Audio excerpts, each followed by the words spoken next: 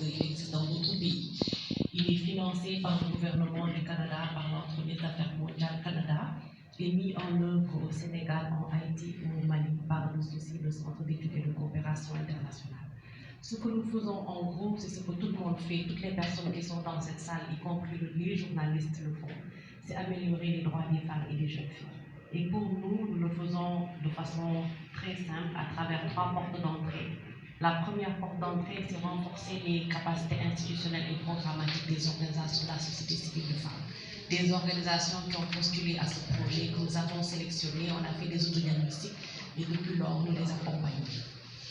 La deuxième porte d'entrée, c'est ce que nous appelons de meilleures offres de services, et c'est ce qui nous amène ici d'ailleurs. Ce que les organisations font, comment est-ce qu'elles font pour le faire avec de l'innovation, faire autrement ce qu'elles font, en maîtrisant les instruments internationaux, nationaux, sous-régionaux qui régissent le travail. On voit des TDR très bien ficelés avec des statistiques et qui s'appesantissent sur des instruments. Ça nous montre que nous savons, l'organisation sait où est-ce qu'elle va et sur quoi elle s'appesantit, notamment sur des politiques nationales pour faire son travail. La troisième porte d'entrée, c'est le plaidoyer. Et c'est là où nous voulons avoir cette synergie d'action, parce qu'on le sait, pour améliorer vraiment les droits des femmes et des jeunes filles, il faut travailler ensemble, il faut créer cette synergie. Et c'est pourquoi nous saluons cette synergie qui a eu dans le processus d'élaboration de ce guide avec FAWE. Mais WIM a collaboré vraiment, je pense qu'elle est l'une des organisations championnes de la synergie au sein des 25 organisations partenaires. Dans le domaine de l'éducation, elle a collaboré avec l'ONG FEE, liée aussi aux questions minières et gazières. Elle a collaboré avec WGEP, qui est Women's Global Education, basée à Sokone. Elle continue à collaborer avec les organisations de femmes et même dans un lycée à Darou Khoudoss, où nous avons le réseau national des femmes rurales implanté. Donc cette connaissance ou cette conscience que WIM a du besoin de collaborer avec d'autres pour pouvoir arriver à ce but est extrêmement important pour nous et ce qui se matérialise ici aujourd'hui. Un autre élément que je voudrais mettre en exergue sont nos 3 thèmes de plaidoyer. Le premier thème de plaidoyer qui est aussi lié à ce qui nous retrouve ici, ce qui nous ramène ici à être ensemble.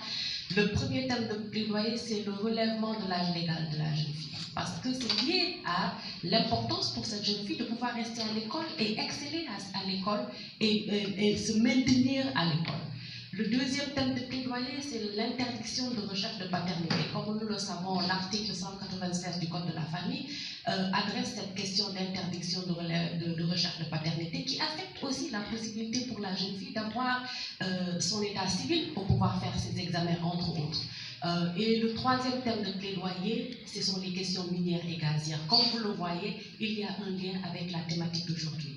Parce que WIM, dans tout ce que cette organisation fait, n'oublie pas son objectif, n'oublie pas son domaine d'intervention, qui est le secteur extractif, n'oublie pas ses cibles. Et aujourd'hui, Madame la présidente du Haut Conseil du dialogue social m'a présentée comme étant la représentante du comité technique de validation de l'indice.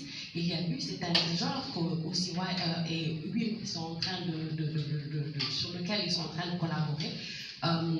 Et nous savons que cet indice permet de traduire la réalité des femmes du secteur extractif dans un code multipartite et inclusif.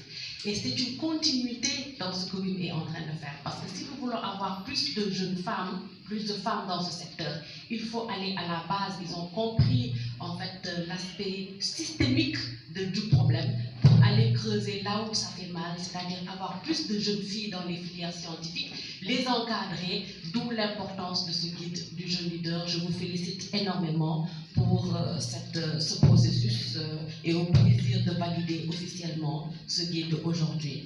Le mentorat, il est extrêmement important pour les jeunes et pour tout le monde d'ailleurs.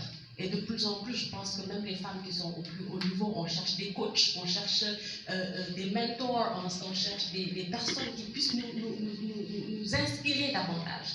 Parce qu'il y a des moments qu'importe le domaine dans lequel vous êtes, vous avez besoin qu'on vous réaffirme la raison pour laquelle vous êtes engagé dans ce domaine. Vous avez besoin qu'on vous dise, ok, malgré toutes les critiques que vous recevez. Et donc le mentorat commence justement au niveau de l'école, au plus bas âge, et je pense que ce guide va aussi aider. Je ne pense même pas que ce sera seulement parce que quand je vois le guide et comment on montre aux jeunes filles la manière dont il faut écrire un rapport d'activité, un rapport de réunion, etc. C'est ce que nous apprenons, acceptez-le ou non, à des organisations de femmes quelquefois qui existent depuis 35 ans.